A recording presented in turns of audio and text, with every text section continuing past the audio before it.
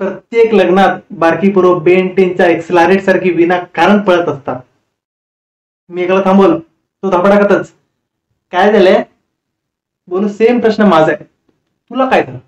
असं काय येडजावासारखा पळतोयस? बोलतो, हे आम्ही पाकड्या पकडी खेळतोय.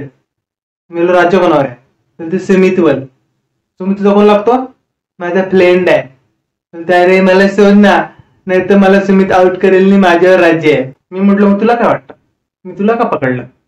बोलतो, का? बोललो, सुमितने मला आउट केलं आणि आता माझ्यावर राज्य आहे. पण आता आपण खेळ बदलणार, आता आपण लपाछपी खेळणार आहोत. तू जाऊन सगळ्यांना लपायला सांग, मी डोळ्यावर हात ठेवून 1 ते 10 मोजतो. बोलतो, नाही 1 to 100 मोज. त्याच्या मारी इंग्लिश मिडियमची. तशी तुझी मर्जी. लग्न संपलं, पण पोरं अजून भेटली नव्हती. शेवटी पोलीस आले आणि टिल्ल्याने सुमितला सांगितलेलं आपण लपाछपी खेळतोय. सुमितला अजून वाटतंय त्याच्यावरच राज्य आहे. सुमित पोलिसांना बोलतोय, मी त्यांना शोधतो, माझ्यावर राज्य आहे. पोलीस बोलले, की गाणं विचारत. सुमितच्या पप्पाचं लग्न होतं ते